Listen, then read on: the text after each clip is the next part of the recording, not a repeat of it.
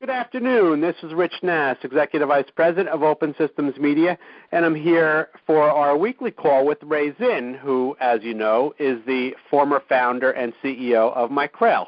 Good afternoon, Ray. How are you today? I'm doing great. Thanks, Rich, for asking. My pleasure. Okay, so in our weekly spot, you've been giving advice to up-and-coming entrepreneurs who may be in the tech space, but this advice, as we know, works for people who are in any space. So what I'd like to talk to you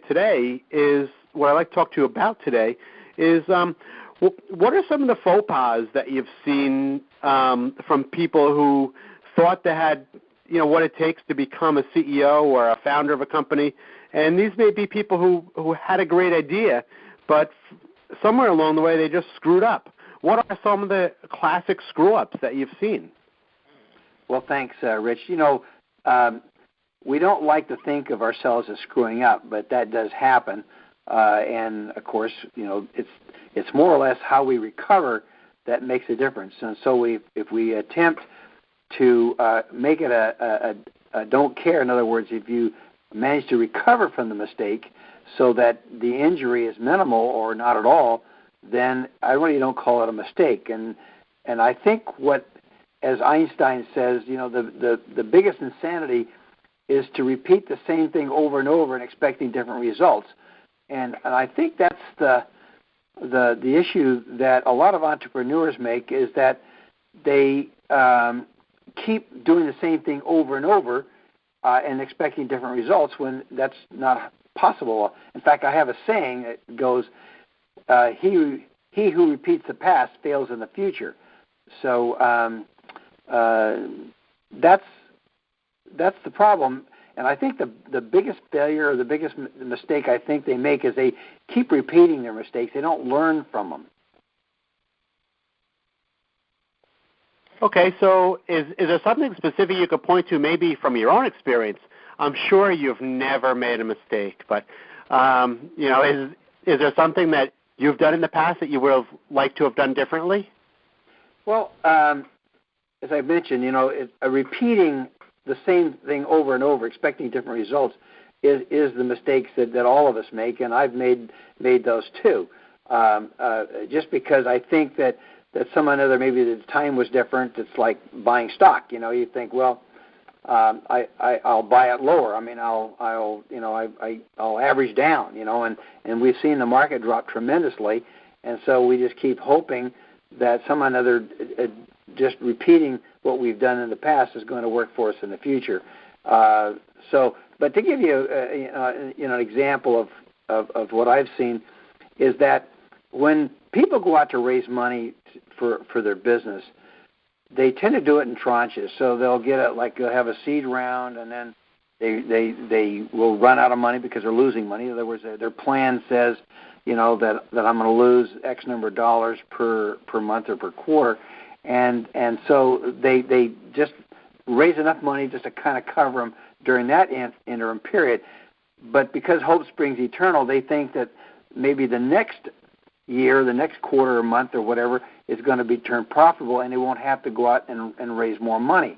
But it's a constant round of raising money, and unless there's some way to actually make money in a short period of time, and my feeling is that if your company, if you've not raised enough money to at least get you to the point where you're going to be profitable, you're really going to spend all your time looking for money and not running your company. And so, you need to raise enough money to get you to profitability. And if you haven't done that, I wouldn't even start. Okay, so let's talk about that subject specifically, because I know when you started Micrel, you did not go out and raise money. You did this on your own for a long time, but there did come a time when you decided that you wanted to take the company public. What changed that you decided that it was time to go public? Well, I'd always had the thought to go public. That was always in the plan. And as you know, most venture-funded companies have a 5 to 7 year window where they want to get out. In other words, they want to either be acquired or go public. in Micrel's case, we started in '78 and went public in '94, so that was 16 years before we actually went public. And I wanted to make sure that the company could be of significant size or sufficient size that the public market would accept it. And of course, I did not want the stock price to ever drop below the IPO price, like it did in the case of Twitter today. Twitter's price is below their IPO price, and I never wanted that to happen. So I want to make sure that my plan or that my visibility was such that I knew that the company would be, the stock would never drop below the IPO price, which meant I had to keep growing the company. But as I said, 16 years before I went public, and I'd already been profitable every year for 16 years, even before we went public. So I knew I could have an ongoing profitable operation, and that's what the public looks for. So we were $35 million in revenue at the time, in 1994, and we raised I think we raised $20-something million in the IPO offering. The company had a valuation of over $80 million at the time, which was a little less than 3 times revenue, and that's about right. So all the metrics lined up, the stars all lined up as you would, and even for the 21 years we were public, the company's price never dropped below the IPO price. Did you ever come close? No, never even in 2009 or even I should say 2001 when we lost half our revenue. The IPO, the stock price still remained significantly above the IPO price. 2009 was a tough point for us because the market had dropped tremendously. The stock prices had dropped tremendously, but we never got even close to the IPO price. And when did it peak? What was the highest that it ever was? Oh boy, that's a sad one. It peaked in September of 2000. Peak of September of 2000. We peaked at $74, and then it dropped to I think around $6 or $5 or something like that was its low point.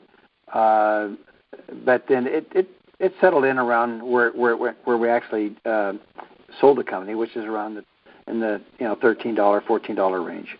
So, but we did drop close to $5 or $6 at one point, which is still way above the IPO price. What caused it to go up so high, up to 74? Well, it was that .com expansion that took place, and all stocks took off. We were growing at 67% compounded during that time period, and so the stock price just shot up because the growth of the company looked spectacular. And even though I knew in May of 2000 that the .com expansion was going to implode, which it did, in 2001.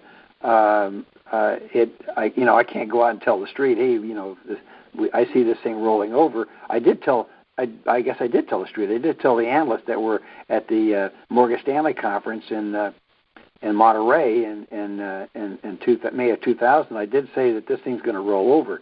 It rolled over a lot more than I thought, though. I thought maybe it dropped 15%, and it dropped a lot more than that. So, but it rose up like everybody else. And then of course when it imploded, we saw our business fall in half, and stock price fell with it. There you go. Okay, well, that's all we have time for this week. That was Ray Zinn. He is the former founder and CEO of Micrel. He's also the author of a great book that's called Tough Things First.